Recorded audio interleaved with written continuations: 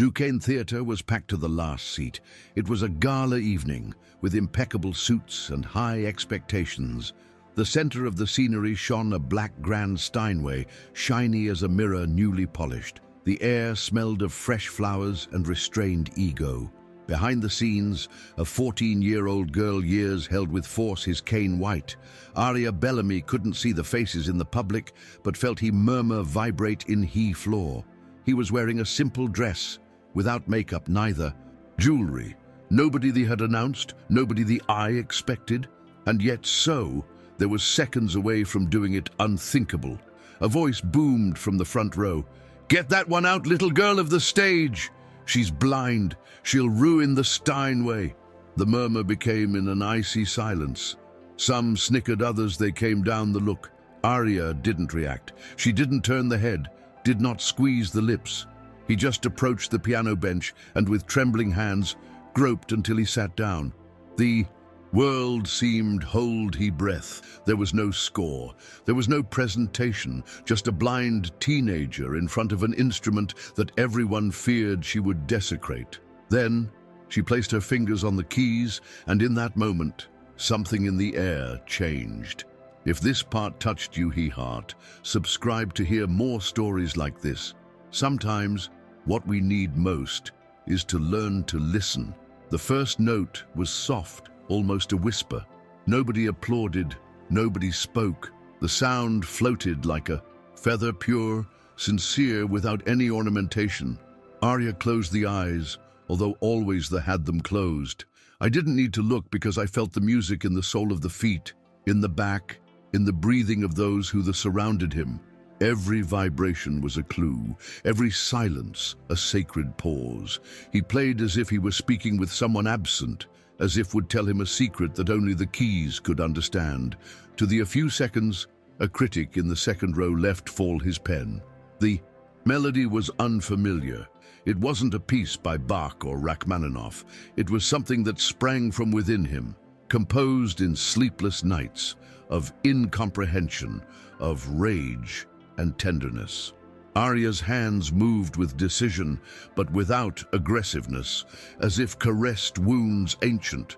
With each note, the audience stopped being spectators and became into a witness. Witness to something that is not rehearsed, that is not recorded, that is not taught. His music was imperfect, yes, but it was real. And that night, the reality prevailed over him. Prestige, on the surname, about the protocol. Behind the curtain, the director of the conservatory was debating whether to stop everything or let her finish. He's saying there was rejected Arya months ago. No scholarship, no godfathers, without artistic projection, according to, he said, the report.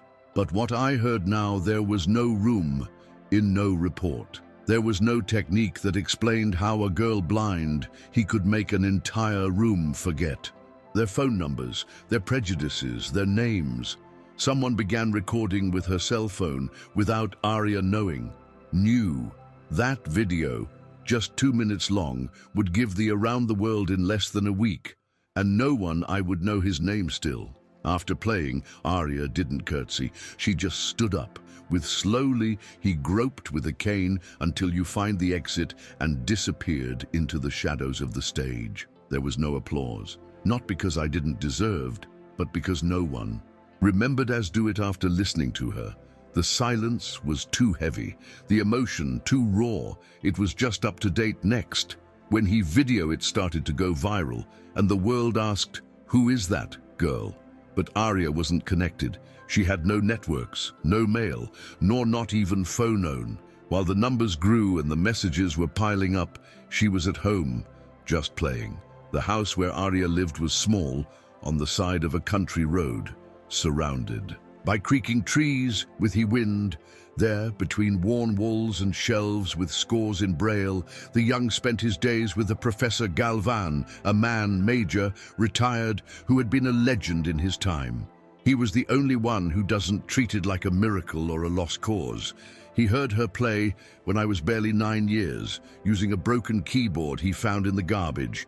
Since then, he decided to teach him everything he knew, not because would like to form a star, but because she knew that she already it was in another language. Galvan never demanded perfection, no applause, no awards. He taught him to distinguish emotions in the key pressure, to read the mood of a room by the rubbing of the shoes against the floor, to compose from the tactile memory of what she had experienced. Arya learned slowly, but with depth. I had no hurry. I was not dreaming with scenarios nor contests. I played because I needed to do it, because it was his way of understanding the world. And while everyone was talking about her talent on social media, I was walking barefoot among dry leaves, searching for the exact note that was not yet there discovered.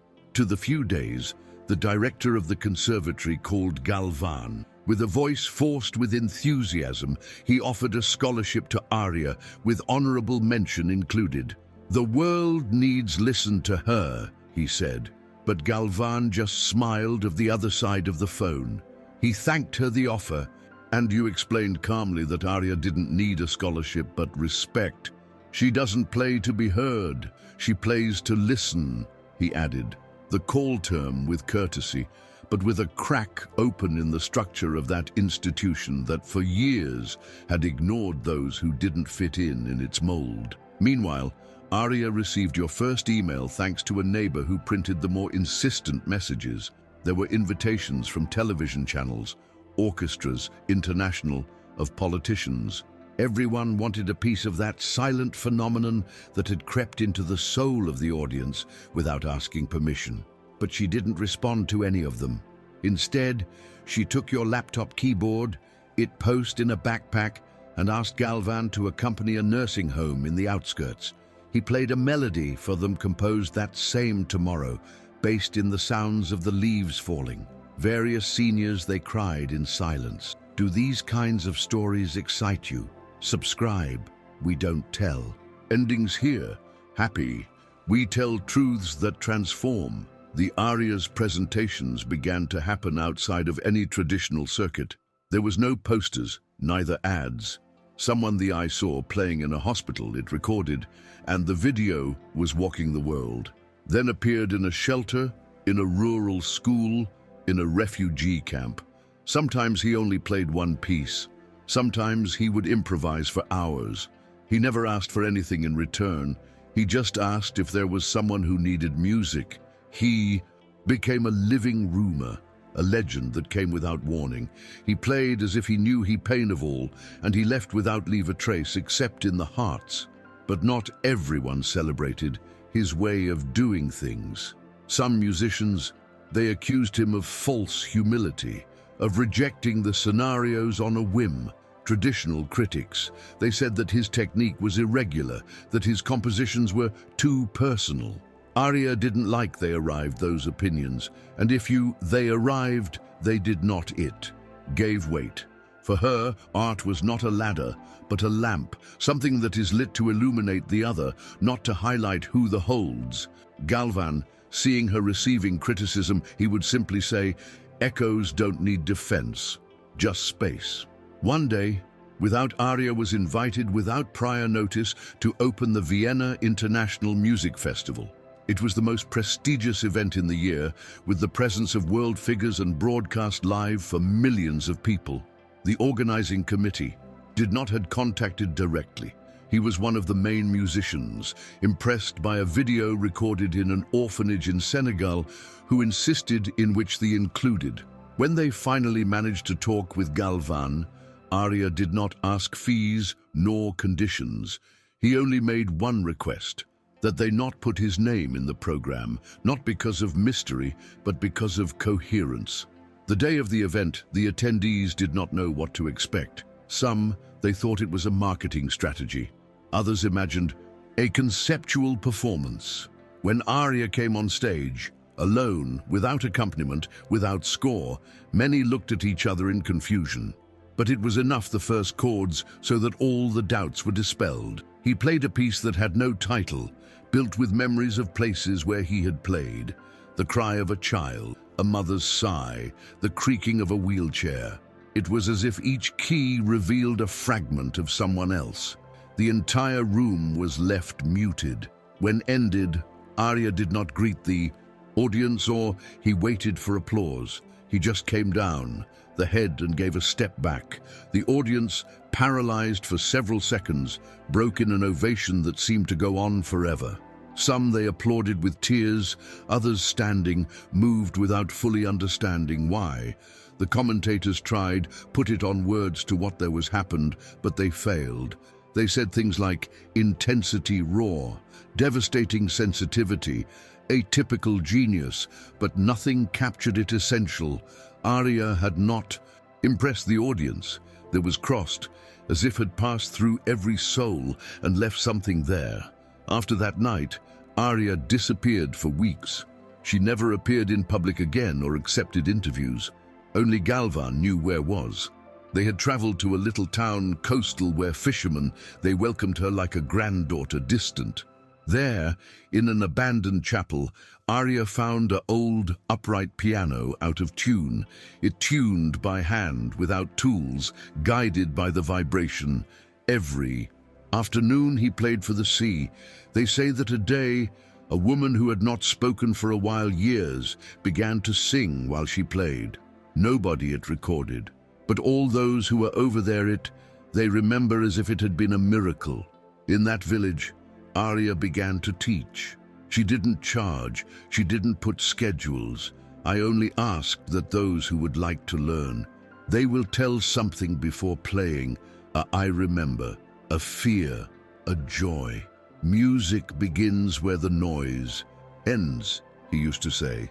Say, his students. They were fishermen, children, old women, even tourists who were passing by and ended up staying for weeks. No one used sheet music. They learned to listen with the feet, with the back, with the chest. They learned that an error was not a failure, but an emotion that was not found its form, and that true music did not seek the perfection, but presence. Meanwhile, in the outside world, your name became a symbol. In universities, its pieces were analyzed. In conservatories, young people with disabilities began to be accepted, inspired by their history. Scholarship programs were created with his name, although she never authorized. In some countries, huge murals appeared with their hands painted on school walls. Never their face, never his signature, only the traces of what she had caused. Arya was still without appearing on networks, without giving interviews, without receive awards. But the echo of his music had opened doors that led closed centuries. One morning, Galvan woke up to find Arya sitting motionless in front of the sea. She had in the hands a score written in Braille that he had never seen before. I dreamed it last night, he said in a low voice. It was a long work, divided into 3 movements, each based in a sound, that of a farewell, that of a reunion, and the of absolute silence. Arya didn't know if they would play in public someday. I don't know if I'm ready for that, she confessed. Galvan with the eyes wet, he replied. Maybe it's not for the public, maybe it's for you. Shortly after, Galvan became seriously ill. Arya stayed by his side day and night, playing fragments of that unfinished score to relieve him. He pained. Sometimes he smiled in half of the delirium, as if traveling to the places that his music evoked. When he passed away, Arya didn't cry out loud. He stayed in silence for 3 days, without touching, without eating, without talk. Then one night she walked alone to the chapel where he had tuned his first piano in that village. He lit a candle, sat down in front of the instrument, and played the complete piece for the first time. Just for him. The sound of that interpretation arrived to the dock, where several neighbors stopped to listen. No one dared to enter. It was as if knew that that moment was not for them, belonged. When Arya finished, she closed the piano with softly, placed a flower on it, and left walking barefoot on the shore. He did not return to the village for months. He is said to have traveled on foot through different regions, carrying only a backpack, his cane, and a notebook where he wrote with relief. It touched where the needed and where not also. He never gave notice. He never showed up. He just appeared, played, and disappeared like the wind. Was on one of those trips that a deaf girl found. Her name was Luce. She had 9 years and used a cochlear implant that I didn't understand yet completely. His mother told him, had shown videos of Arya with the hope that he would accept their difference. But Luce wanted meet her. He walked with her mother 3 hours to a community center where Arya was about to play. Seeing her, Luce ran over and touched the hand. He said nothing. Arya sat silently with she in the floor and began to play a vibrating melody in the floor. Luce smiled, and for the first time, she danced. After that meeting, Arya and Luce turned inseparable for a time. The girl began to travel with she, accompanied by her mother, learning to feel music from another place. Arya taught without words, using games, walks, textures. They played together on wood, stones, metals. Any surface was an instrument if one knew listen. In every town they visited, they left something. A song recorded on a wall, a drawing made with hands, a smile shared with someone who already had lost the hope. Arya was not only teaching music. I was teaching presence, listening, connection. One day, while they played in a school forgotten by the system, a journalist recorded without permission. The video, again, went viral, but this time Arya decided act, not out of anger, but out of care. He published a letter written in Braille, translated by a friend, where she explained that music is sacred when is born of silence, and that not every moment needs to be shared. I didn't come to fill scenarios. I came to empty noises, he wrote. It was the only time he expressed anything publicly with intention direct. Then he returned to his invisible route, taking Luce and her with him. Small revolution. Arya's story began to inspire movements, social. In several countries were born projects called Music Without Eyes, where children with disabilities visuals received artistic training without technical barriers. Many of these programs were organized by former Arya students, people who once listened and decided to change course. In Africa, a young woman believed a musical orphanage with his name. In Brazil, a group of prisoners began to write songs from the prison, guided by the idea that music does not need scenarios, just truth. Arya never went to none of those places, but was in all. With the years, he was nominated for multiple awards international. He never responded. He never accepted. Once they contacted you to grant you the elderly musical recognition on the planet. This time, to everyone's surprise, he said yes, but on one condition: he wouldn't go on stage. He didn't want speeches, plaques, or applause. He only asked a piano, a single chair, and that the auditorium will turn off all the lights. They wanted pay homage to her. I wanted the world to hear what I didn't know yet say. The committee agreed, confused but fascinated. No one knew that would do, not even she. I was clear. The day of the event, the room was full of illustrious figures. The piano was waiting in the center, surrounded by dense darkness. Only a dim light illuminated the bank. Arya entered without guide, walking with his walking stick, each step precise, serene. He carried no score, no gala dress, no makeup, just a notebook in Braille that he left closed on the piano. He sat down, waited several seconds without move, and then placed hands on the keys. What followed was not a piece classic, not even an improvisation. It was a melody composed only with silences and pauses, minimal vibrations, almost imperceptible. At first, the audience didn't understand. Some were worried, in their seats. Others contained the breathing. Gradually, they began to notice how each pause contained an echo, how the non-sound said more than any note. It was then Arya spoke. For the only time that night, I didn't bring a speech. I brought a voice. And he continued playing. Tears flowed even from those who never cried. It was as if something invisible were breaking inside everyone. When finished, got up in silence and left without greeting. There was no applause, just a deep silence, like the one left when you wake up from a dream too real. After that night, Arya disappeared of the completely public eye. Nobody knew where was, nor not even Luce, who already there was grown up and started teaching on his own account. Some, they said that Arya lived on a remote island, others who had lost their audition and that's why he dropped out. But the truth was simpler. He felt his cycle was over. He didn't need any more scenarios, nor tributes, nor public. His mission, it was no longer touching, it was letting go, space for others. They would play. And so, in silence, he devoted himself to listening, to walking between villages' little ones and ask, "What you need here?" They passed the years. The strictest conservatories began to accept students without evidence traditional. Scores began to include indications sensory. The contests finally valued the expression as much as technique. In some cities, concert halls were created without seats, so that people could move, feel, breathe. All of this was the result of a single blind teenager whose day was humiliated in public, and he responded with music. Nobody saw again in television. But his legacy was in every corner where a heartfelt note healed a wound, in every child who touched without fear of making mistakes. One day, in a country where Arya had never been, a child blind was admitted to a music school without need to present a visual examination.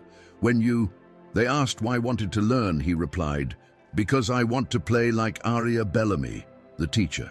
He smiled, and instead of asking for a technical sample, he asked, "What history do you want to tell your music?" The boy, surprised, began to talk about his grandmother, of the aromas of her kitchen, of the wind in the window, then support his hands on the keys and played a short, tender melody.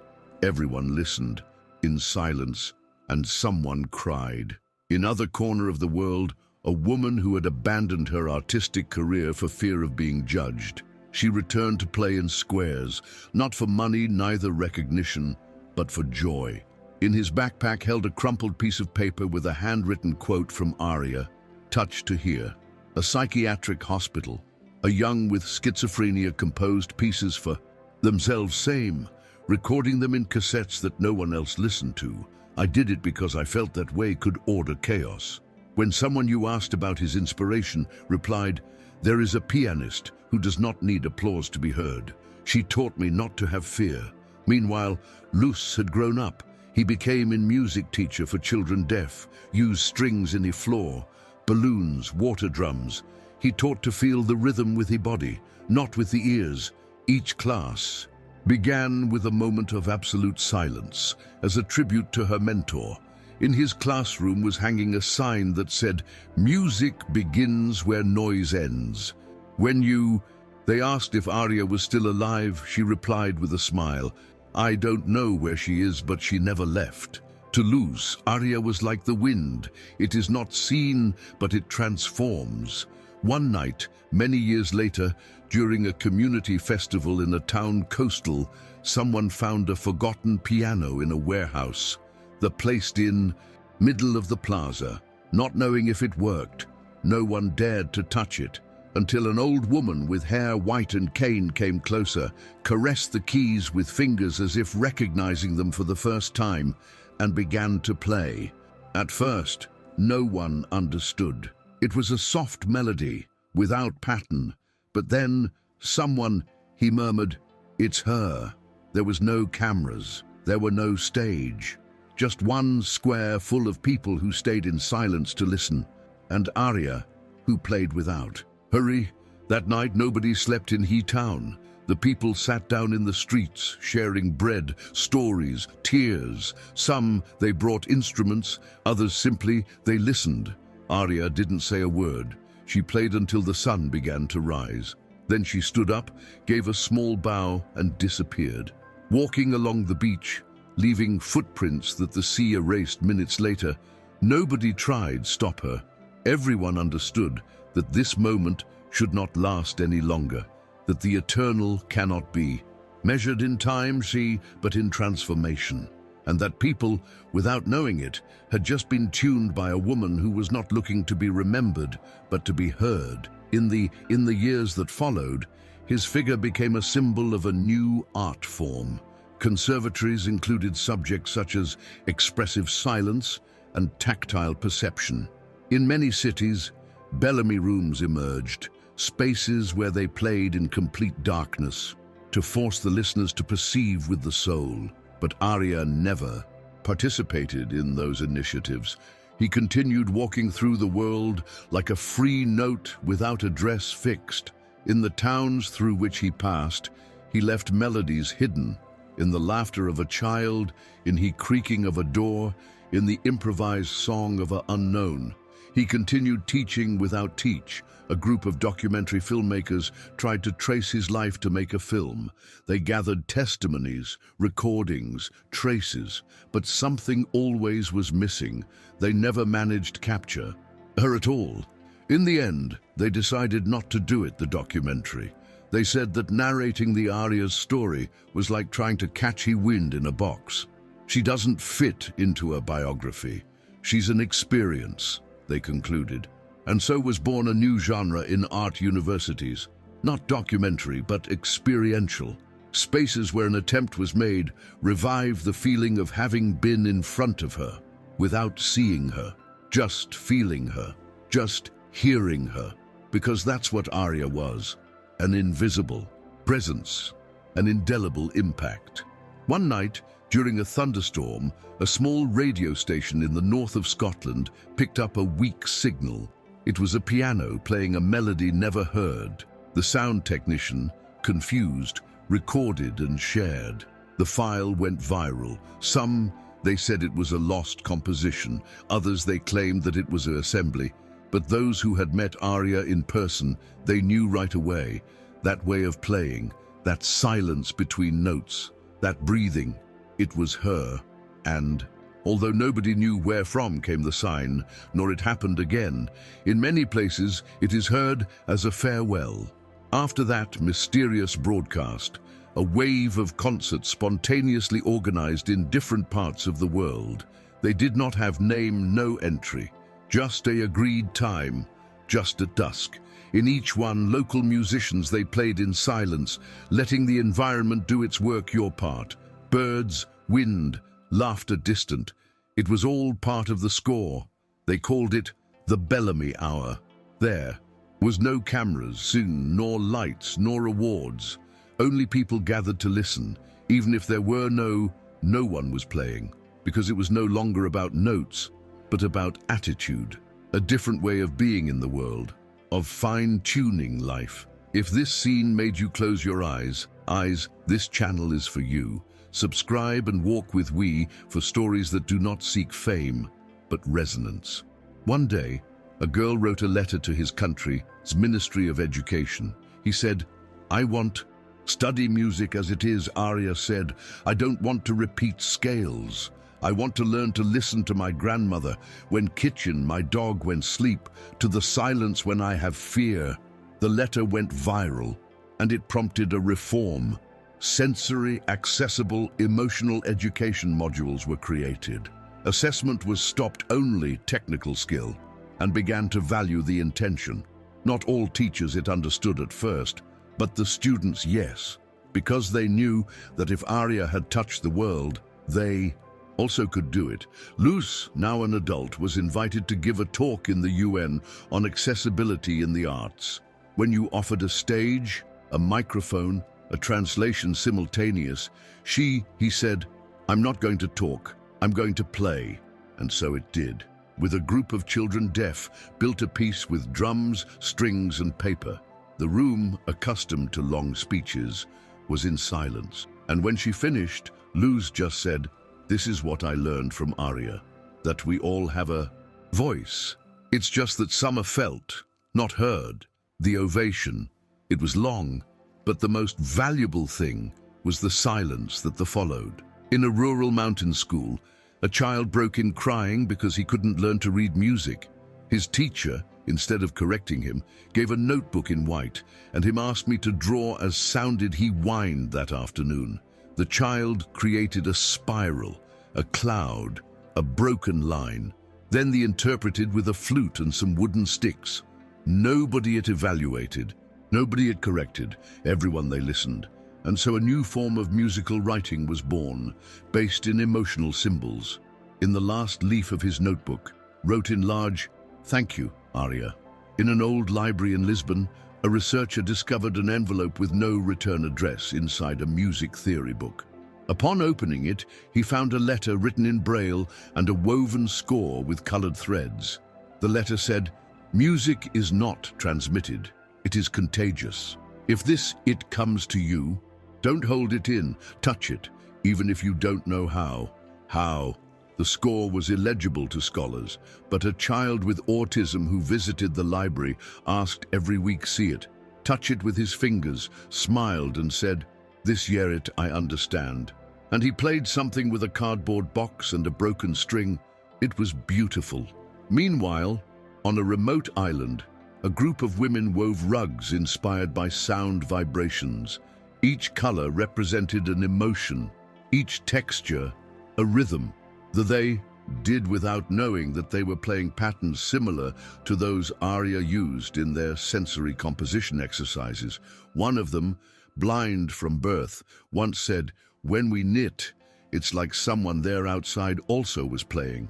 Nobody them talked about Arya, but they knew, as if always would have been there, because sometimes true teachers do not teach with presence, but with resonance. And that, Arya, I had understood since I was a child. In a women's prison, an inmate organized a class night where everyone played instruments made with what they found. Bottles, cans, clotheslines. They called the Concert of the Invisible. Every night, before starting, they would repeat in a low voice, "We are not perfect, we are true." When they asked where from permission, that phrase they said it was from a pianist they never wanted to interview, who had played for someone nobody looked at them, and that they there was taught that even within walls one can hear what lies beyond of silence. In a corner of Japan, an elderly couple used a record player that played a single song. It was a recording Arya's landlady playing at a train station. They listened to it every day, mornings, while they took tea. They said that I remembered that even were alive, that each note brought them the face of his son deceased. No one knew as arrived that recording up to there, but on the vinyl cover was a single word, written in permanent marker, present. Not a title, not an author, just that word. Because for Arya, playing was just that, being, here, now, unadorned. In a city where the noise pollution was unbearable, a group of young people proposed create silence zones inspired by Arya's legacy. Spaces where they weren't allowed phones, motors, nor conversations unnecessary, just presence. At first, many scoffed, but soon, people with anxiety, insomnia, and fatigue began to visit them. Some, they cried as they entered. Others just sat and breathed. As they left, everyone said it same. I heard something that was done time did not hear. Nobody knew exactly what it was, but everyone understood that Arya had been there also, without being. As always, in a boarding school for boys with disabilities multiple, a teacher decided to eliminate the evaluations. Instead, he introduced resonance moments, where each student could express what I felt through any medium, music, movement, smell, heat. A child who did not speak began to compose patterns with lights. Another, who feared the loud sounds, created a melody with whispers. When they asked where from sack that idea, the teacher showed an old photo, Arya sitting in front of a broken piano surrounded by children. She taught me that art doesn't need form, it just needs a soul that hold. A university European wanted name a chair in honor of Arya Bellamy. They contacted hundreds of people, collected recordings, texts, testimonies, but they were unable to locate her. Finally, a woman elderly arrived a day without warning, with a notebook in Braille under the arm. He didn't say his name. He only handed over a notebook and asked for it to be read out loud. He had reflections written by Arya throughout the years. Silence is not absence. It is presence without noise. A note is not worth its sound, but what it awakens. Don't seek to arrive, seek to be. After read it, nobody asked more questions. In the streets of Mexico City, A street violinist played every afternoon in the same corner. One day, while was tuning her instrument, a woman approached, listened for a few seconds, and then you touched the arm. Without say word, took a harmonica out of his pocket and played a note. He the followed. They improvised together for several minutes, surrounded by traffic and chaos. When finished, he smiled and walked away. The violinist, confused, didn't know who it was, but when he checked his case, he found an unidentified card, name with only one phrase recorded, "Listen and the world will answer you." At a children's hospital in Buenos Aires, doctors noticed that certain patients responded better to treatments when they listened to the same thing recording before sleeping. It was an untitled piano piece with no registered author. When searching for the origin, they discovered that it had been uploaded by an anonymous user under the category "For When the World Hurts." There was no comments, no likes, just silent plays. A child who had lost his sight in an accident asked, "Listen to her every night. She sees me, even if he doesn't look at me," he said. Nobody knew as describe what she felt, but everyone knew that somehow Arya was over there. An old man who had been a music critic all his life wrote his last column weeks before he died. And she confessed that for years there was judged music with rigid criteria, forgetting the soul behind the notes. He recounted how, upon hearing Arya for the first time, he felt shame of his pride. "It didn't break me the technique, it broke me heart," he wrote. "And since then, I hear differently." He ended the column with a simple phrase, "Thank you for not needing to see me, Arya. Thank you for touching me without touch me." The post became the most read in the history of that magazine. Nobody the forgot. In a school where the most of the students came from, marginalized communities, a teacher hung up in the entry a phrase without an author, "Music is not for those who know, it is for those who feel." The children, they began to carry everyday objects, cutlery, stones, containers, to create sounds with they formed an orchestra without instruments. They played at the end of each day, not to show anything, but to say goodbye to the day with presence. One afternoon, a visitor that no one knew sat at the back from the classroom. He listened, smiled, and before leaving, left a sheet in braille on the teacher's desk. Nobody the saw arrive nor leave. Meanwhile, in a Prague cafe, a young woman played the piano without knowing how to read music. He had learned by imitating the sounds of the tram, from the water, from the murmur of the people. A customer asked who there was taught. "A woman without face," he said, "but with the most sincere hands I have ever known." Then story how once, in a shelter for migrants, a lady blind that took from the doll, and her, he said, "You already know everything necessary. Now it's time to remember." Nobody knew if it was Arya, but everyone understood that in some way that women was on each key. In an alternative festival in the southern Chile, the organizers decided to close the event without lights, without stage, with no announced artists. They just left a piano in half from the forest, surrounded by candles. Anyone could play.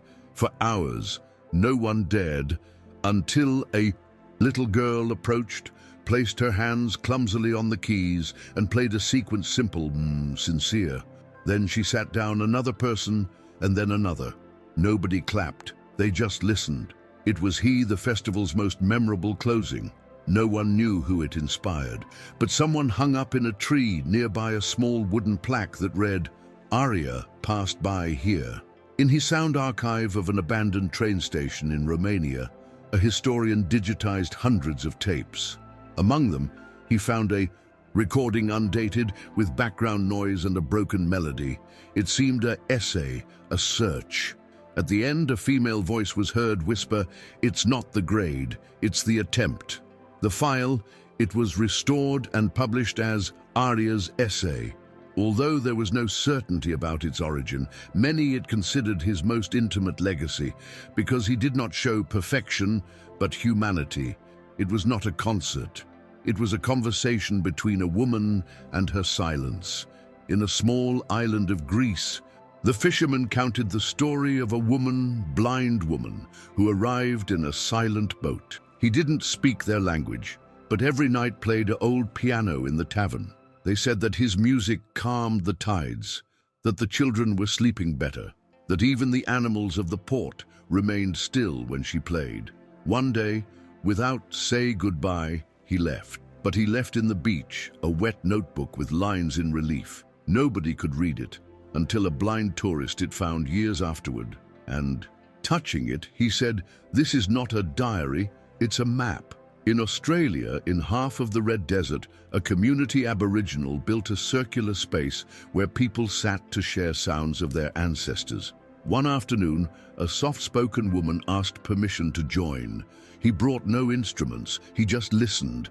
Then he placed his hands on the land and began to set a barely perceptible pace. The elders they observed in silence, then they smiled. "She remembers without have been there." They said. Nobody asked his name. But to date next, on the central rock of the circle, an inscription appeared made with ash. "Listen, and the earth will speak to you." It was his way of saying, "Thank you." In northern Canada, a child with cerebral palsy managed to move the fingers of his right hand for the first time after months of therapy. It wasn't in a medical session, but while an old woman listened, piano recording played in an art workshop. The therapists, surprised, investigated the origin of the audio. It had no credits, just a file name, "By when want to come back." From then on, that child listened to her every day. "I feel like she's waiting for me," she said. And so, little by little, it was moving also his arm, then his shoulder. They didn't know if it was Arya, but they believed. In a park in Berlin, an urban artist painted a mural of a floating piano in the air, without hands, without visible keys. Next to it he wrote, "Not all instruments are played with the fingers." The work was shared millions of times. No one knew that meant for sure, but in the comments, people from all over the world told, as had started listening differently since they met the Arya's story. Some remembered a piece, others just a silence, but they all agreed in something. After her, they no longer looked for perfection. They were looking for true. At an art school in South Africa, a class of young musicians was challenged to create a piece without using traditional notes.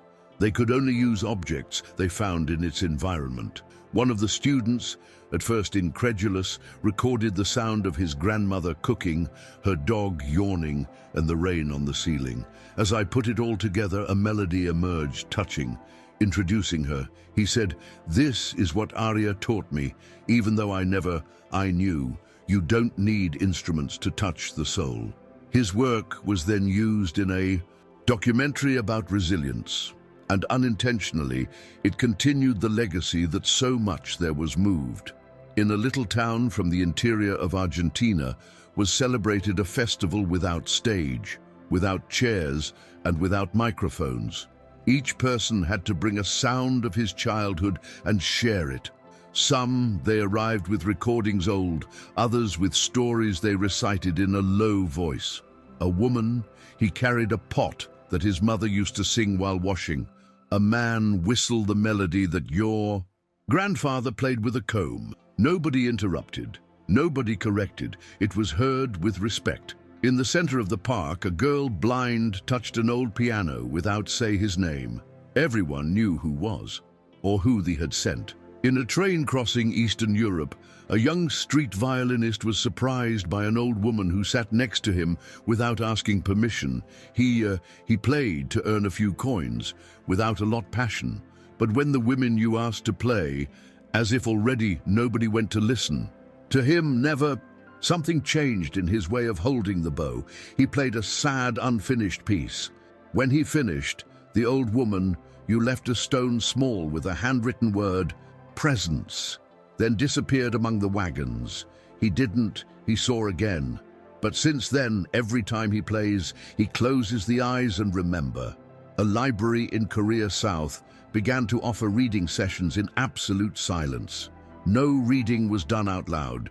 each one elegy a book, and it I read while we're playing in the background piano pieces without authorship, untitled, without introduction. Space became a shelter for students, the elderly, and the bereaved. No one spoke, nobody explained. It was only shared the accompanied silence. A teenager wrote in one of the suggestion sheets, "Thanks, Arya. Now I understand that I do not need words to feel that someone is with me." The note was framed and hung in the entrance. Nobody the signed. At a university in New Zealand, during a final composition, exam a student, he presented an empty score. The jury, bewildered, asked for an explanation. He stood up, closed the eyes, and remained in silence for exactly 3 minutes. Then he said, "This is what I feel every time I think in she." Nobody did comments. Nobody gave a grade. They only left the sheet in white on the table and unanimously approved the student. That night, one of the teachers wrote in his diary, "Today I understood that there is music that is not played with hands, but with memory." In a forgotten corner of Peru, a community Quechua believe a ritual they called the listening. It included no words, no dances, no fire, just a circle of people sitting in silence with the eyes closed, remembering the sounds that they scored the soul. When finished, each one left a stone in the center. Once, a traveler foreign, he participated. When he left a stone white, polished, with an inscription recorded in Braille. Nobody in his town knew read it, but everyone agreed in which that one was the stone that resonated the most. Since then, the placed in front, as a guide, as an initial note. At a veterans rehabilitation clinic, a therapist decided to include deep listening sessions using soft, non-verbal melodies, identification. One of the patients who had not spoken for a long time, years, he began to hum after several weeks. They asked that it had simply driven. He said, "She touches as if she knows my wound." The therapist said, it was hard to understand who he was referring to until another patient showed a video Arya's old man playing in a shelter. Since then, every login began with a phrase written in the wall, "Here we don't heal, we listen." In the São Paulo subway, a woman stopped when she heard a melody distant, almost covered by the noise of the trains. Following the sound, found a young man playing a public piano, with serenity out of place for urban chaos. No one it, surrounded, nobody it was filming, but she sat next to him, closed the eyes and breathed with each note. At the end, he asked if he knew Arya, the young man. He smiled and replied, "She taught me how to play even though she never spoke to me." Then he remained silent, as if the words were no longer necessary. In a museum of contemporary art in Montreal, a hall was inaugurated without any visible works. There were only benches, a lighting dim and hidden speakers that played every day. Sounds, a door closing with softness, footsteps on wood, the brush of a sheet of paper. The installation was called Arya. There was no explanatory plaque, just a notebook at the end of the tour where visitors could write what they had felt. With he time, the notebook was filled with confessions, poems, memories. No one knew who there was created the work, but everyone agreed that it wasn't an exhibition. It was an invitation. Decades after his last public appearance, the International Committee of the Arts attempted hand it over to him, his highest award, to Arya Bellamy. They managed to contact a woman, old woman, who lived alone in a cabin by the sea. It was her. They asked if he would accept. He replied with a gentle smile, "I didn't come into the world to receive applause." Even so, she agreed to attend, but she asked for something unusual, that she not be they would announce, that they would not read his name, and that the audience wouldn't applaud. He just wanted to play one last time. "I didn't bring a speech, I brought a voice," he repeated, like so many years ago. The event was filled with illustrious figures, artists, politicians, students, but also there were ordinary people, rural teachers, children with cochlear implants, elderly people in nursing homes community. Nobody knew exactly that was going to happen. When Arya came on stage, many didn't recognize. Hair white, serene face, slow steps. He sat in front of the piano, waited a long silence, and he began to play. But this time it wasn't a melody. He played pauses, spaces between sounds, breaths turned into notes. It was his way of saying goodbye, or maybe to say, "I'm still here." When finished, he didn't get up right away. Closed the eyes and sat for a moment longer. Then she placed a flower on the piano, stood up, and slowly lowered her stairs without looking back. No one applauded, no one dared, but many they cried in silence. Outside, a child blind I expected with his mother. Seeing her go out, extended the hand. Arya the took with softness and handed over a folded paper. The child it saved without open it. He just said, I will save it until I have something important to say."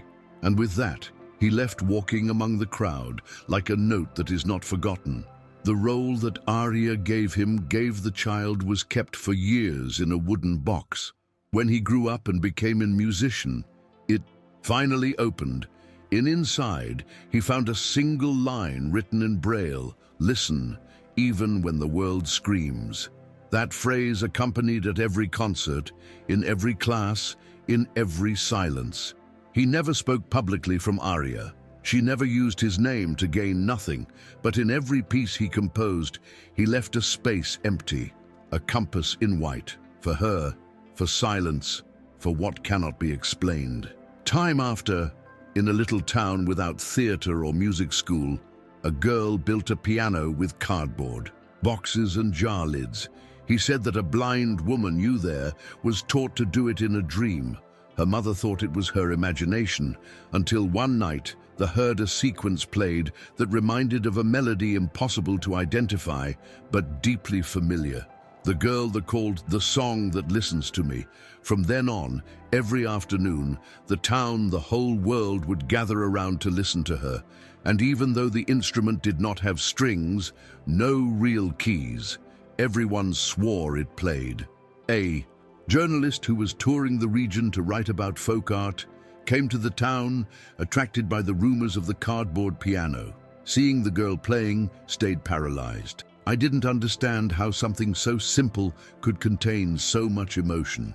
He recorded a few minutes, but did not publish his video. Instead, he wrote a chronicle without images, only with words. I saw Arya without see her. I heard her without him speaking.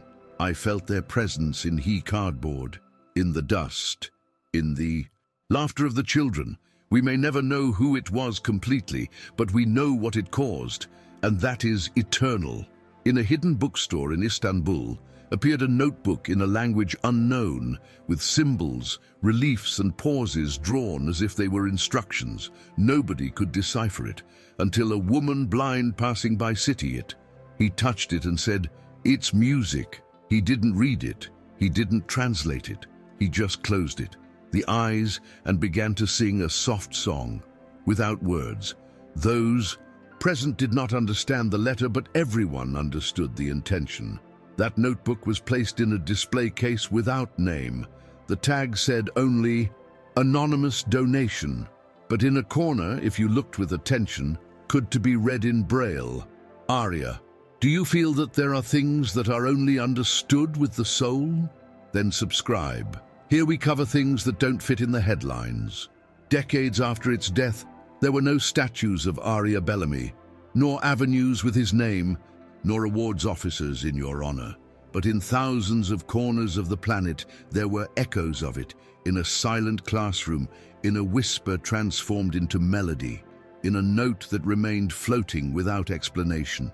Every time someone played without fear, every time someone I listened with the soul, Arya was there.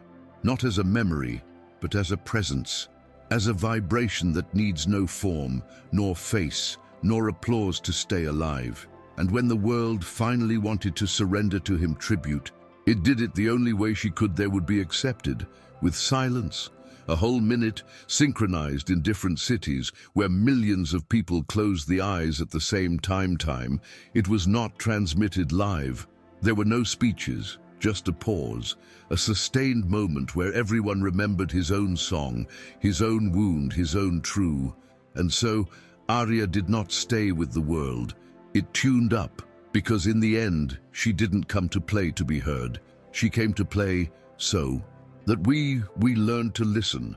And what achievement! If you made it this far, thank you. Honor this silence with a gesture. Subscribe, share, or simply comes back when you need to remember that even there is beauty in the world.